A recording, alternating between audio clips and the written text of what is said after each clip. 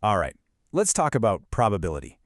Have you ever had that feeling where you study it, you think you get it, but then it just vanishes? You are definitely not alone.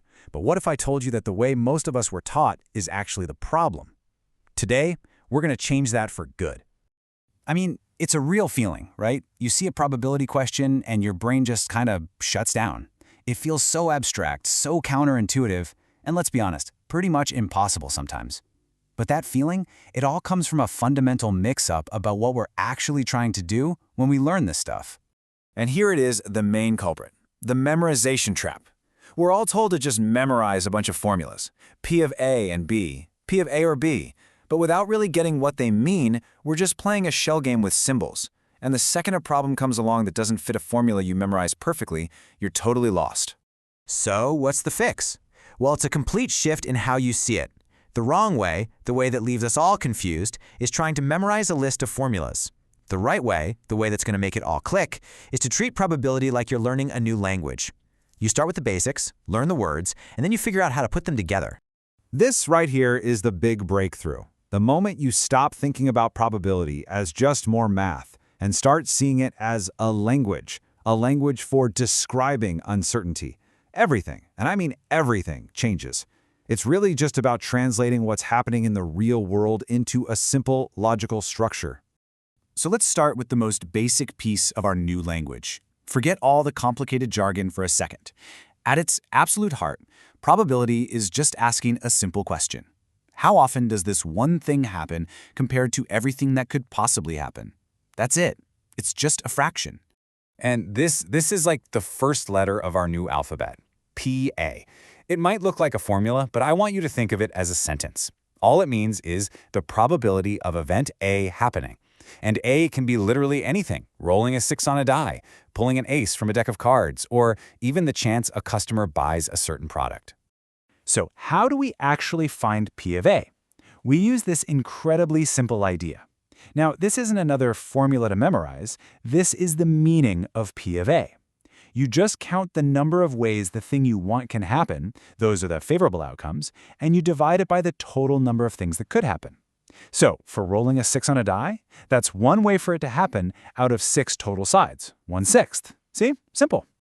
Okay, so once you really get that core idea, you're ready for the grammar. And you know what the best part is? It turns out that just 3 logical words make up something like 80% of all the probability problems you're ever going to see. Let's break them down.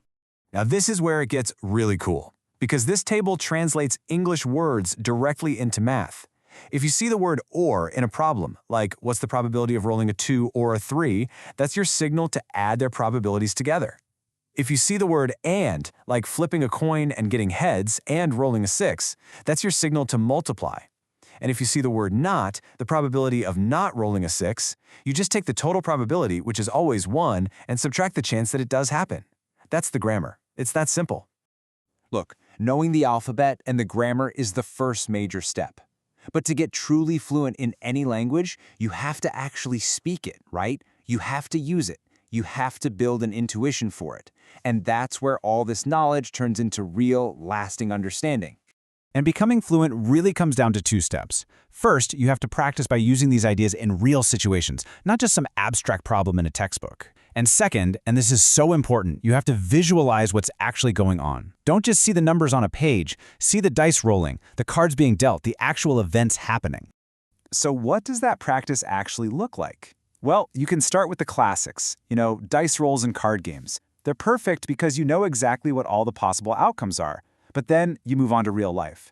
What's the probability you pass an exam if you only studied 3 out of the 5 topics? What's the chance of a defect in a production line? Applying the language here is what really builds that mastery.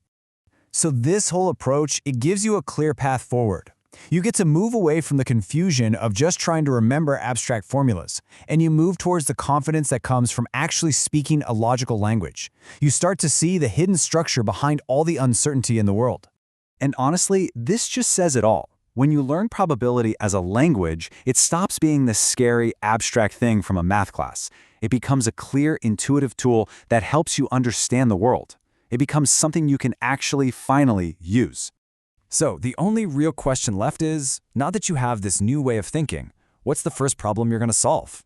Whether it's a game you're playing, a decision you have to make at work, or even just satisfying your own curiosity, the language is now yours to speak.